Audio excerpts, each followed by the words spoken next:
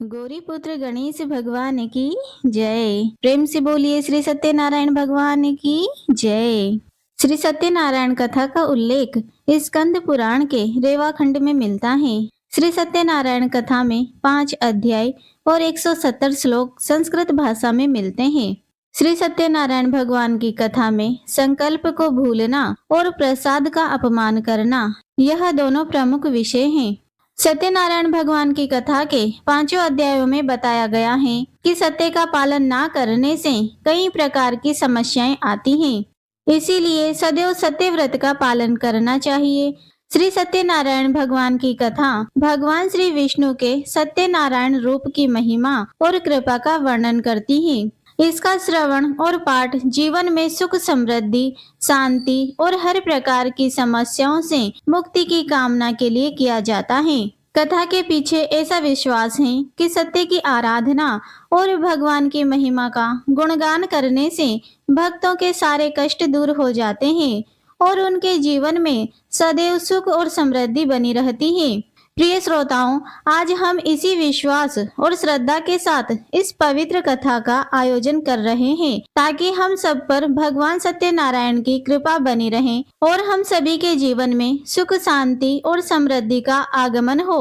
अब हम सभी मिलकर भगवान की इस पावन कथा का श्रवण करते हैं और भगवान से प्रार्थना करते हैं कि वे हमारे सभी मनोरथ को पूर्ण करें। कथा से पहले हम सब भगवान सत्यनारायण का ध्यान करते हैं, जिनका स्वरूप शांति से पूर्ण है, जो शेष नाग पर शयन करते हैं और जिनकी नाभि में कमल है। वे देवताओं के ईश्वर हैं, जो समस्त संसार का आधार है, जो आकाश के समान असीमित है, जिनका रंग मेघ यथार्थ बादलों के समान है और जिनका रूप शुभ है, जो श्री लक्ष्मी जी के पति हैं, जिनके नेत्र कमल के समान सुंदर हैं, जो योगियों के ध्यान में सदैव विराजमान रहते हैं। हम सब उन भगवान श्री विष्णु की वंदना करते हैं, जो संसार के सभी भयों का नाश करने वाले और समस्त लोकों के एकमात्र स्वामी हैं। प्रेम से बोलिए श्री सत्यनारायण भगवान की जय, श्री लक्ष्मी नारायण भगवान की जय। पौराणिक कथा के अनुसार एक समय नैमिषारण्य तीर्थ में शौनकादिक 88,000 ऋषियों ने श्री सूत जी से कहा, हे प्रभु, इस कलयुग में वेद विद्या रहित मनुष्यों को प्रभु भक्ति किस प्रकार मिलेगी और उनका उद्धार कैसे होगा। हे मुनि श्रेष्ठ, कोई ऐसा तप कहिए जिससे थोड़े समय में पुण्य प्राप्त होवे और मनवांचित फल मिले। ऐसी कथा को सुनने की हमारी इच्छा है। सर्वशास्त्र ज्ञाता श्री सूत जी बोले, हे वैष्णव में श्रेष्ठ, आप सभी ने प्राणियों के हित की बात पूछी है। अब मैं उस श्रेष्ठ व्रत को आप लोगों से कहूँगा, जिस व्रत को नारद जी ने श्री लक्ष्मी नारायण भगवान से पूछा था और लक्ष्मीपति ने मुनि श्रेष्ठ नारद जी से कहा था। सो ध्यान पूर्वक सुनो। एक समय योगी राज नारद जी दूसरों के हित की इच्छा से अनेक लोकों में घूमते हुए मृत्यु लोक में आ पहुँचे। यहाँ अनेक योनियों में जन्मे हुए प्राय सभी मनुष्यों को अपने कर्मों के अनुसार अनेक दुखों से पीड़ित देखकर सोचा कि किसी यत्न के करने से निश्चय ही प्राणियों के दुखों का नाश हो सकेगा। ऐसा मन में सोचकर देवर्षि मुनि श्री विष्णु लोक को गए। वहां श्वेत वर्ण और 4 भुजाओं वाले देवों के ईश नारायण को देखकर, जिनके हाथों में शंख चक्र गदा और पद्मे थे तथा वरमाला पहने हुए थे, स्तुति करने लगे। भगवान, आप अत्यंत शक्ति से संपन्न हैं। मन तथा वाणी भी आपको नहीं पा सकती। आपका आदि मध्य अंत भी नहीं है। आप निर्गुण स्वरूप, सृष्टि के आदि भूत और भक्तों के सभी दुखों को नष्ट करने वाले हो। आपको मेरा नमस्कार है। नारद जी से इस प्रकार की स्तुति सुनकर भगवान श्री विष्णु बोले, हे मुनि श्रेष्ठ, आपके मन में क्या है? आपका किस काम के लिए आगमन हुआ है? निसंकोच कहिए। तब नारद मुनि बोले, प्रभु, मृत्यु लोक में सब मनुष्य जो अनेक योनियों में पैदा हुए हैं, अपने अपने कर्मों के द्वारा अनेक प्रकार के दुखों से दुखी हो रहे हैं। हे नाथ, यदि आप मुझ पर दया रखते हो तो बतलाएं कि उन मनुष्यों के सब दुख थोड़े ही प्रयत्न से कैसे दूर हो सकते हैं। तब श्री विष्णु भगवान जी बोले, हे नारद, मनुष्यों की भलाई के लिए तुमने बहुत अच्छी बात पूछी है। जिस काम को करने से मनुष्य मोह से छूट जाता है वह मैं कहता हूँ, सुनो। बहुत पुण्य देने वाला, स्वर्ग तथा मृत्यु लोक दोनों में दुर्लभ एक अत्यंत उत्तम व्रत है। आज मैं प्रेम वश होकर तुमसे कहता हूँ। श्री सत्यनारायण भगवान का यह व्रत अच्छी तरह विधि पूर्वक करके मनुष्य धरती पर आयु प्रयत्न सुख भोग कर मरने पर मोक्ष को प्राप्त होता है।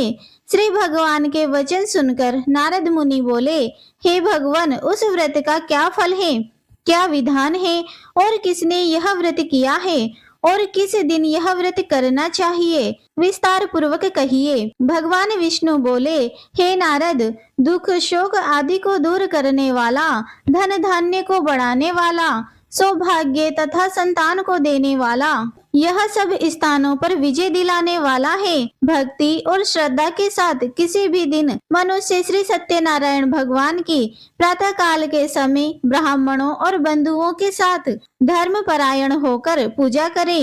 भक्ति भाव से नैवेद्य, केले का फल, शहद, घी, दूध और गेहूं का आटा सवाया लेवे। गेहूं के अभाव में साटी का चूर्ण भी ले सकते हैं और सब पदार्थों को भगवान को अर्पण कर देवे तथा बंधुओं सहित ब्राह्मण को भोजन करावे।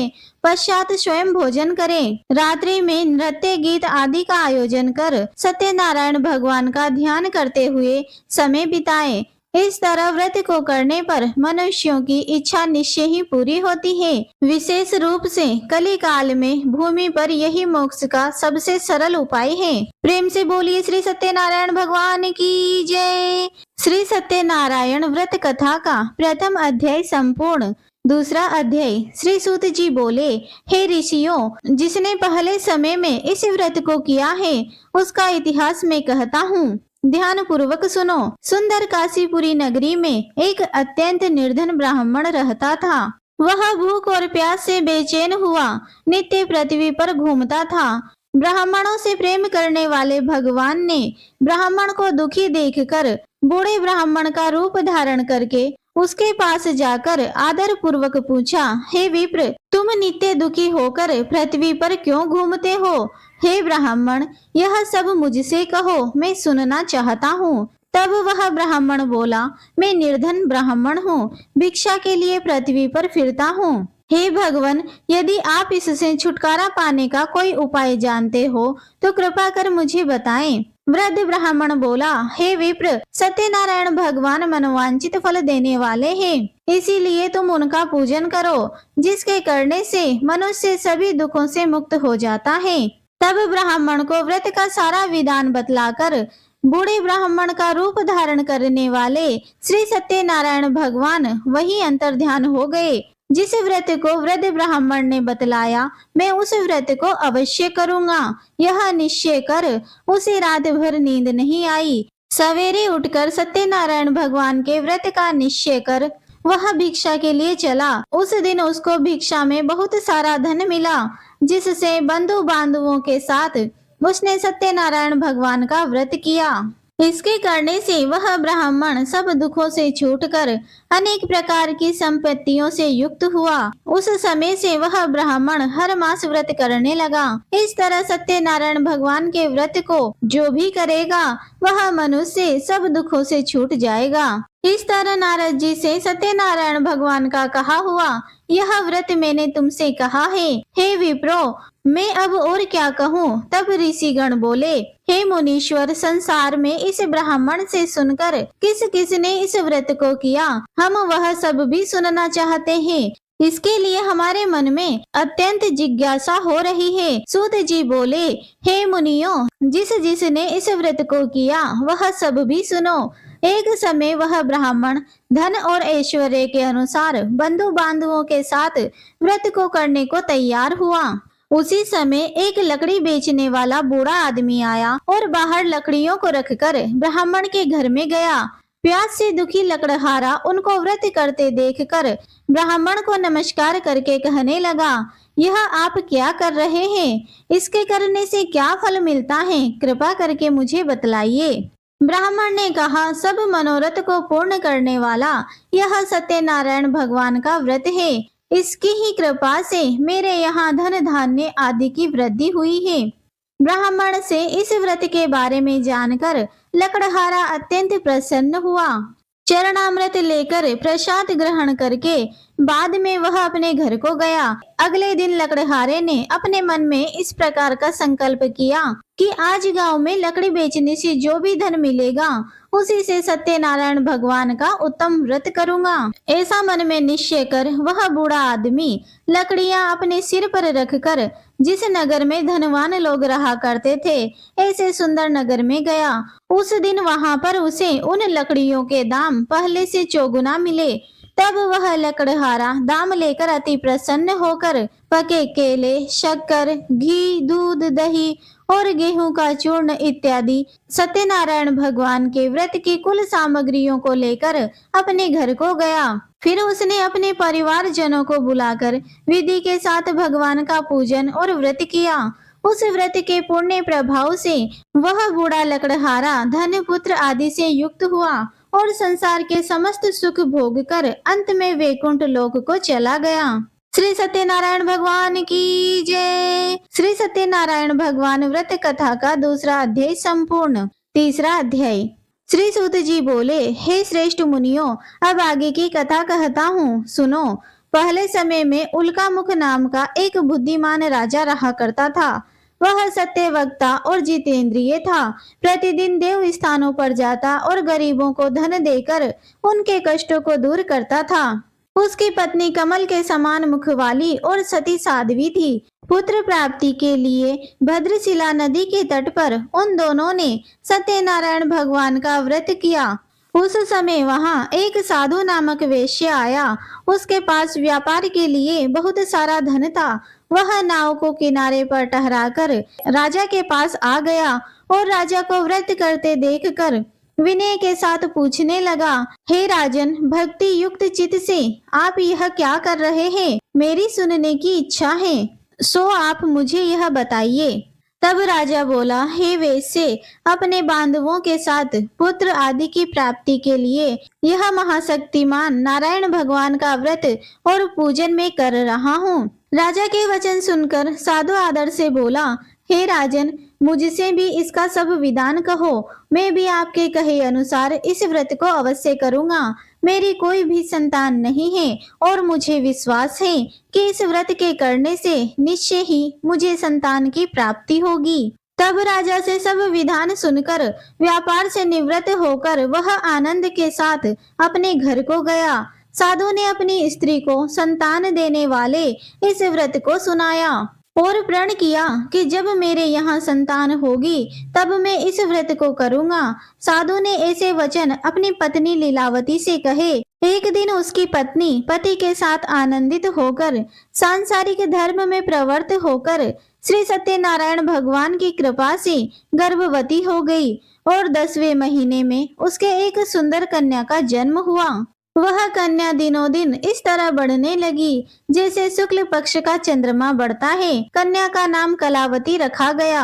तब लीलावती ने मीठे शब्दों में अपने पति से कहा कि स्वामी, आपने जो संकल्प लिया था कि मैं संतान होने पर सत्यनारायण भगवान का व्रत करूंगा, अब आप उसे करिए। साधु बोला, हे प्रिय, इसके विवाह पर करूंगा। इस प्रकार अपनी पत्नी को आश्वासन देकर वह नगर को चला गया। अब कलावती अपने पिता के घर में रहकर बड़ी हो रही थी।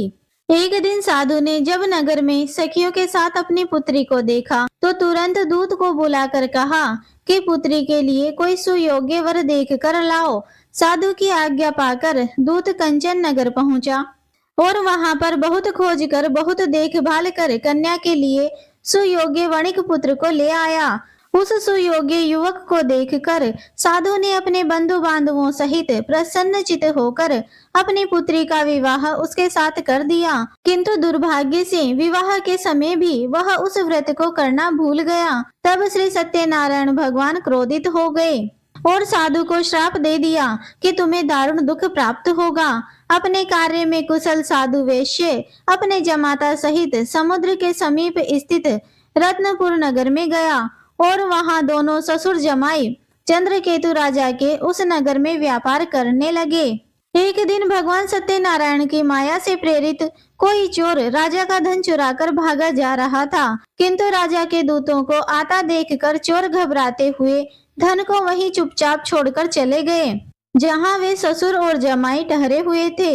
जब दूतों ने उन साधु वेश्य के पास राजा के धन को रखा हुआ देखा तो वे उन्हें ही चोर समझकर दोनों को बांधकर ले गए और राजा के पास ले जाकर बोले, यह दो चोर हम पकड़कर ले आए हैं, देखकर आज्ञा दीजिए।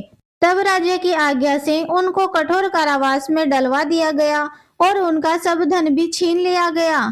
सत्यनारायण भगवान के श्राप के कारण साधु वैश्य की पत्नी और पुत्री भी इधर घर में बहुत दुखी रहने लगी। उनके घर पर जो भी धन था चोर चुरा कर ले गए। शारीरिक और मानसिक पीड़ा तथा भूख प्यास से अति दुखी होकर और अन्न की चिंता में कलावती एक दिन एक ब्राह्मण के घर गई। वहां उसने सत्यनारायण भगवान का व्रत होते हुए देखा, फिर कथा सुनी और प्रसाद ग्रहण करके रात होने पर वह घर आई। तब उसकी माता ने कलावती से पूछा, हे पुत्री, अब तक तुम कहाँ रही और तेरे मन में क्या है? कलावती कहने लगी, माते, मैंने एक ब्राह्मण के घर पर श्री सत्यनारायण भगवान का व्रत होते हुए देखा है। कन्या के ऐसे वचन सुनकर लीलावती भगवान के पूजन की तैयारी करने लगी। लीलावती ने परिवार और बांधवों सहित श्री सत्यनारायण भगवान का पूजन किया और वर मांगा कि मेरे पति और दामाद शीघ्र आ जाएं। साथ ही प्रार्थना की कि हम सबका अपराध क्षमा करो। सत्यनारायण भगवान इस व्रत से संतुष्ट हो गए और राजा चंद्रकेतु के स्वप्न में दर्शन देते हुए कहा, हे राजन, तुमने जिन दोनों वेश्यों को बंदी बना रखा है वे निर्दोष हैं। उन्हें प्रातः होते ही छोड़ दो और उनका सब धन जो तुमने लिया है उसे वापस लौटा दो, नहीं तो मैं तेरा धन, राज्य, पुत्र आदि सब नष्ट कर दूंगा। राजा से ऐसे वचन कहकर भगवान अंतर ध्यान हो गए। प्रातः काल राजा चंद्रकेतु ने सभा में अपना स्वप्न सुनाया। फिर दोनों वणिक पुत्रों को कैद से मुक्त कर सभा में बुलाया। दोनों ने आते ही राजा को नमस्कार किया। राजा मीठे वचनों में बोला, हे महानुभाव, तुम्हें देववश ऐसा कठिन दुख प्राप्त हुआ है, अब तुम्हें कोई भय नहीं है। ऐसा कहकर राजा ने उनको नए नए वस्त्र आभूषण पहनाए और उनका जितना धन लिया था उससे 2 गुना धन देकर आदर सहित विदा किया। तब वे दोनों वेश्य अपने घर को चल दिए। श्री सत्यनारायण भगवान की जय। श्री सत्यनारायण व्रत कथा का 3रा अध्याय संपूर्ण। 4था अध्याय। श्री सूत जी बोले, साधु बनिया मंगलाचरण कर और ब्राह्मणों को धन देकर अपने नगर के लिए चल पड़ा। साधु के कुछ दूर जाने पर इधर भगवान सत्यनारायण की उसकी सत्यता की परीक्षा लेने के विषय में जिज्ञासा हुई। तब वे एक दंडी का वेश बनाकर उस बनिए के सामने आ गए और पूछा, साधु, तुम्हारी नाव में क्या भरा है? तब धन के मद में चूर दोनों महाजनों ने अवहेलना पूर्वक हंसते हुए कहा, दंडी सन्यासी, क्यों पूछ रहे हो? क्या कुछ मुद्रा लेने की इच्छा है? हमारी नाव में तो लता और पत्ते आदि भरे हैं। उनकी ऐसी निष्ठुर वाणी सुनकर दंडी वेशधारी भगवान बोले, तुम्हारी बात सच हो जाए। ऐसा कहकर दंडी सन्यासी का रूप धारण किए हुए भगवान कुछ दूर जाकर समुद्र के समीप बैठ गए। इधर दंडी के चले जाने पर नित्य क्रिया करने के बाद उतराई हुई यानी जल में ऊपर की ओर उठी हुई नौका को देखकर साधु अत्यंत आश्चर्य में पड़ गया और नाव में लता और पत्ते आदि देखकर मूर्छित होकर पृथ्वी पर गिर पड़ा। होश में आने पर वणिक पुत्र चिंतित हो गया। तब उसके दामाद ने इस प्रकार कहा कि पिताजी, आप शोक क्यों करते हैं? दंडी ने श्राप दे दिया है। इस स्थिति में वे ही चाहें तो सब कुछ सही कर सकते हैं, इसमें संशय नहीं है। अतः उन्हीं की शरण में हमको चलना चाहिए और वही मन की इच्छा पूर्ण होगी। दामाद की बात को सुनकर वह साधु बनिया उसके पास गया और वहां दंडी को देखकर उसने भक्ति पूर्वक उन्हें प्रणाम किया और आदर पूर्वक कहने लगे कि आपके सम्मुख मैंने जो कुछ कहा है असत्य भाषण रूप अपराध है। आप कृपया मेरे इस अपराध को क्षमा कर दीजिए। ऐसा कहकर बार बार प्रणाम करके वह महान शोक से व्याकुल हो गया। दंडी ने उस बनिए को रोते हुए देखकर कहा, हे मूर्ख, रो मत, मेरी बात सुनो। मेरी पूजा से उदासीन होने के कारण तथा मेरी आज्ञा से ही तुमने बार बार दुख प्राप्त किया है। भगवान की ऐसी वाणी सुनकर वह उनकी स्तुति करने लगा। साधु ने कहा, प्रभु, यह आश्चर्य की बात है। ब्रह्म आदि देवता भी आपके गुणों और रूपों को यथावत रूप से नहीं जान पाते। फिर मैं मूर्ख आपकी माया से मोहित होने के कारण भला कैसे जान सकता हूँ।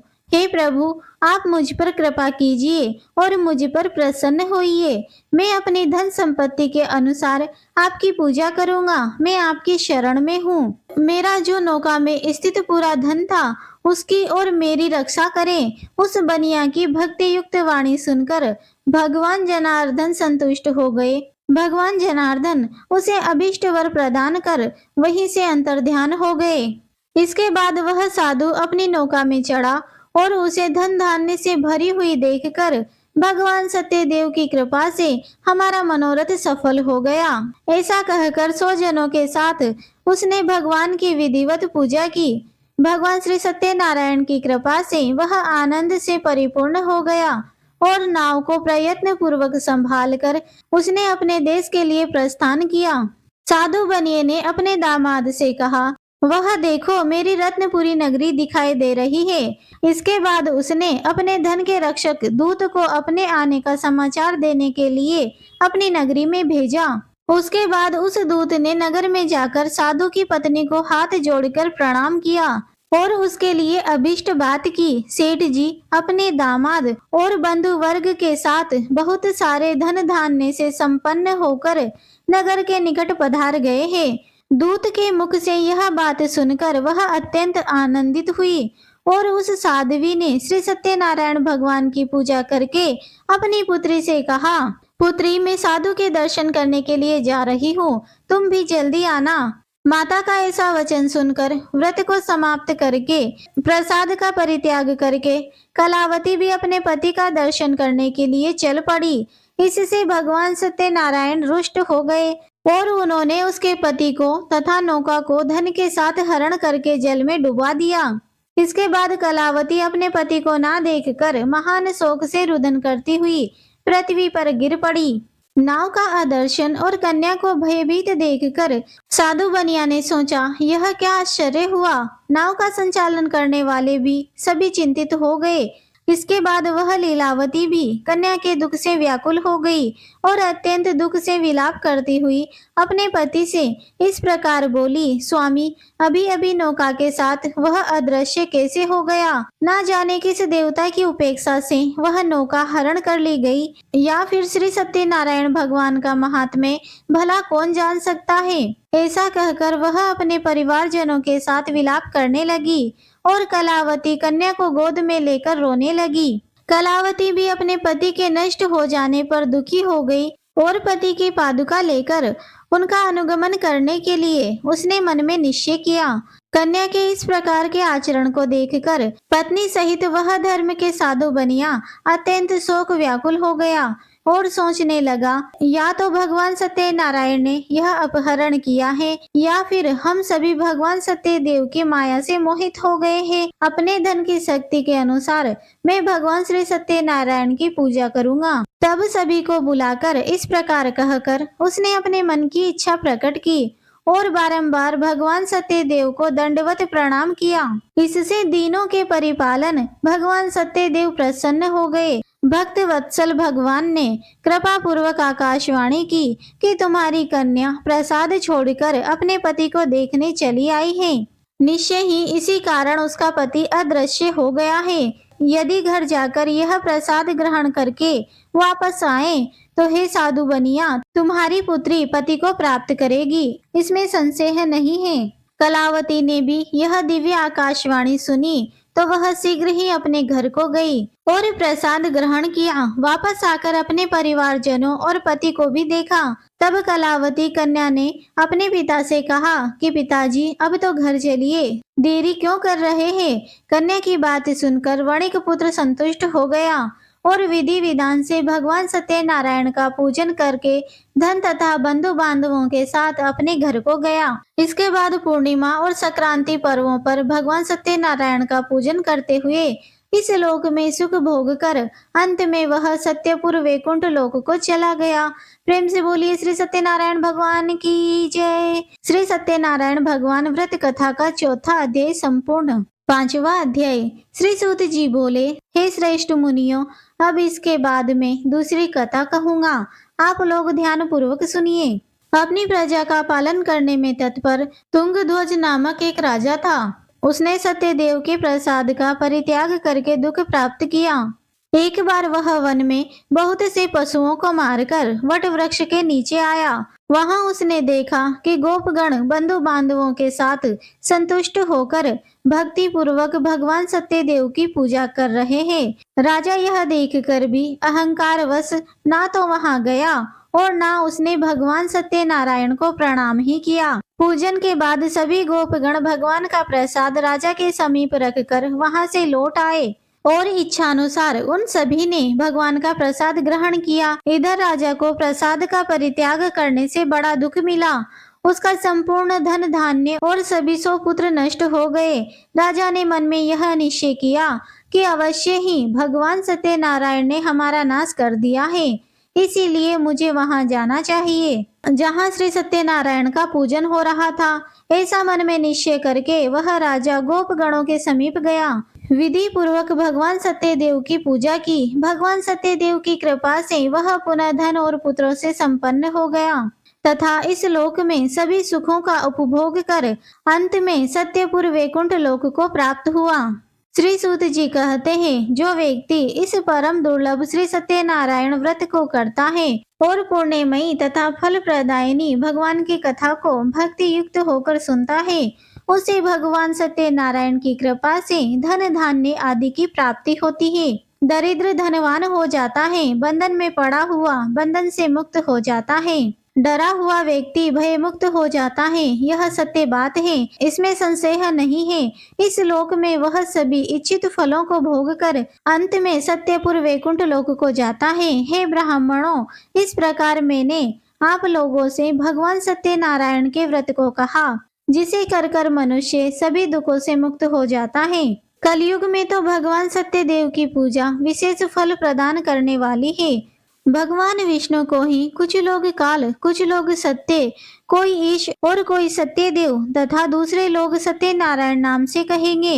अनेक रूप धारण करके भगवान सत्यनारायण सभी का मनोरथ सिद्ध करते हैं। कलयुग में सनातन भगवान विष्णु ही सत्यव्रत रूप धारण करके सभी का मनोरथ पूर्ण करने वाले होंगे।